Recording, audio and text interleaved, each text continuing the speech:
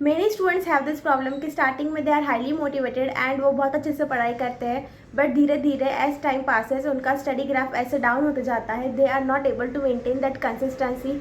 Daily study करना नहीं हो पाता है, थोड़े टाइम बाद बोर हो जाते हैं।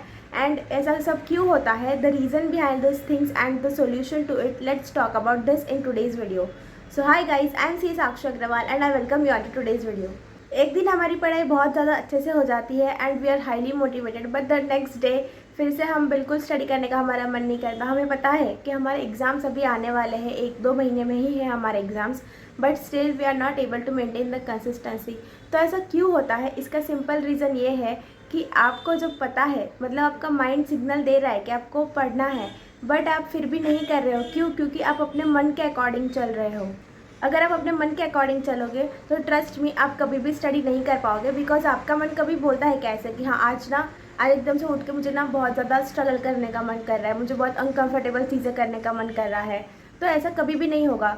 हमेशा टाइम पास करने का, सोशल मीडिया स्क्रॉल करने का, या फिर बाहर घूमने जाने का, कुछ खाने का, जो चीज़ें हमें फैसिनेटिंग लगती है ना, वही चीज़ों को हम फॉलो करना चाहते हैं, वही चीज़ें हमारी मन करना चाहता है। बट अगर आपको पता है कि आपको आपके एग्जाम्स है and you have to study, तो आपको आपके मन को साइड रखना होगा। There is this one saying that follow your brain more and your heart less. Because जब जब आप अपने मन की सुनोगे तो आपको नहीं होगा ऐसे कि आपको स्टडी करना है। अगर आप रोज़ 12 आवर्स स्टडी कर रहे हो एंड एक आधे दिन ऐसा हो गया कि आप सिर्फ 8 to 10 आवर्स स्टडी किया, तो ठीक है, it is still considerable. But अगर आपने एक दिन स्टडी की एंड एक दिन आपने एकदम ही ब्रेक ले लिया, या फिर आपने 4-5 दिन स्टडी की और फिर एकदम से ब्रेक ले लिया, तो फिर वो आपको फिर से फ्लो बनाने में बहुत ज़्यादा टाइम लगेगा। बट एक बात सोचने वाली ये है, क्या कंसिस्टेंसी फॉलो करना क्या सच में इतना डिफ़िकल्ट है, या फिर हमें सिर्फ लग रहा है कि स्टडी में ये डिफ़िकल्ट है?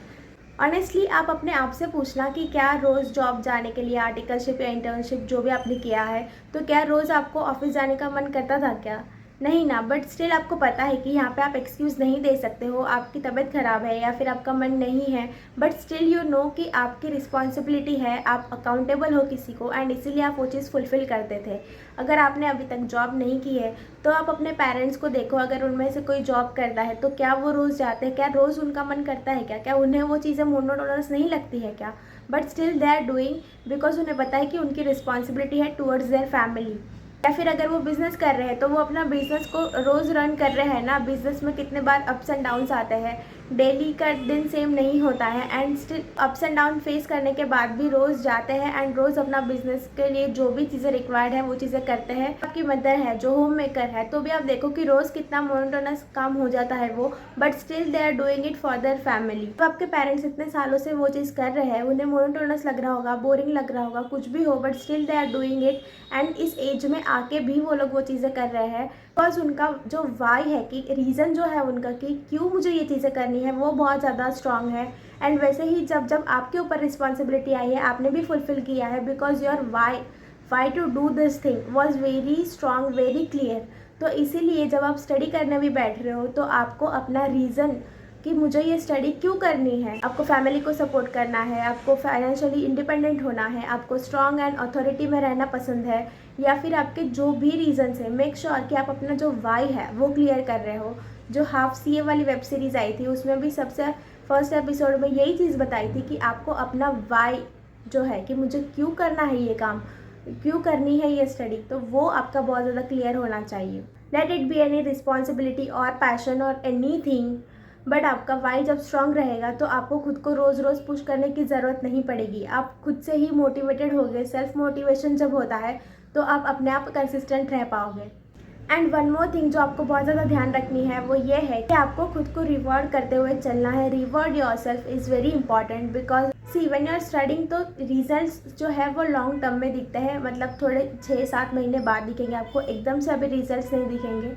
बिकॉज आपके रिजल्ट जब आएगा तब आपको रिजल्ट दिखेगा, या फिर जब आप जॉब लग जाएगी and when everything will be good around you, तो तब आपको वो रिज़ल्ट दिखेगा। एकदम इमीडिएट आज के आज रिज़ल्ट नहीं दिखता है। तो इसीलिए हमें जब स्टडी कर रहे हैं हम, तो make sure that you are rewarding yourself, and जब आप खुद को रिवॉर्ड करोगे तो आप अपने आप मोटिवेट होगे। सपोज़ कि 7 डेज़ चैलेंज लिया है मैंने कि 7 डेज़ ऑफ अ वीक मुझे अच्छे से स्टडी करनी है, तो आपने अपना रियलिस्टिक टारगेट रखना है कि मुझे आज ये स्टडी करना है, इतने एक हफ्ते में मुझे ये चीज़ें कंप्लीट करनी है। एंड फिर आपने अगर 7 डेज स्टडी की तो make sure that you reward your self, या फिर आप एक दिन का भी टारगेट बना सकते हो। ये चीज़ को मैंने भी बहुत यूटिलाइज़ किया है। जब मुझे ऐसा होता था कि आज मेरा स्टडी करने का मन नहीं है, तो मैं अपने डे एंड के लिए कोई रिवॉर्ड रखती थी कि अगर आज मैंने इतना कंप्लीट कर लिया ना तो फिर I will reward my self. उसका अगर 90% भी कंप्लीट होता है तो भी ये बहुत अच्छी बात है, बिकॉज ऐसे तो आप कुछ भी नहीं करने वाले थे। सो आप ऐसे एक दिन का या एक हफ्ते का ऐसे टारगेट बनाओ एंड फिर उससे फुलफिल करने के बाद खुद को कुछ रिवॉर्ड देना है। कुछ भी छोटी मोटी चीज़ हो सकती है, जो भी चीज़ आपको अच्छी लगी आप उससे रिवॉर्ड कर सकते हो। कोई खाने की चीज़ हो सकती है, या फिर कुछ थोड़ा सा बाहर घूम के आना हो सकता है, या whatever it is. One thing to note here is कि अगर आपने 7 डेज़ का टारगेट बनाया लेकिन आपने 5 डेज़ फॉलो कर लिया और अब 6th डे पे आपका मन नहीं कर रहा है कि आपको स्टडी नहीं करनी है आज, अगर आपने अपने मन को जीतने दिया एंड आपने स्टडी नहीं की एंड वो जो फ्लो आपका बना हुआ था वो आपने तोड़ दिया, तो फिर अब आपका फिर से फ्लो बनना बहुत ज़्यादा मुश्किल हो जाएगा। बिकॉज अब आपका माइंड आपको ज़्यादा पुश नहीं करेगा, बिकॉज हमें अंदर से तो पता होता है ना कि हम कैसे इंसान हैं। एंड अगर आपने लास्ट टारगेट फॉलो नहीं किया होगा ना तो आपके मन से फिर ये आवाज़ आएगी कि नहीं यार ये ऐसे भी टारगेट कुछ फॉलो नहीं करता है, इंसान ऐसे ही टारगेट बना रहा है, तो फिर वो फॉलो करने का आपको मोटिवेशन नहीं रहेगा। Because end of the day आप उसे ब्रेक कर दोगे, ये आप अपने आप को भी पता है। तो मेक श्योर कि आप जब भी टारगेट बनाओ उसे रियलिस्टिक बनाओ। रियलिस्टिक टारगेट होगा तो आपको फुलफिल करने में भी मज़ा आएगा, आपको पता है कि ये अचीवेबल है। अचीवेबल टारगेट होगा तो आप उसे अचीव करोगे एंड आपको वो सेंस ऑफ फुलफिलमेंट भी मिलेगा, एंड वो कंप्लीट करने के बाद में आपको दूसरे अपने टारगेट को कंप्लीट करने के लिए वो मोटिवेशन खुद ही अंदर से आएगा।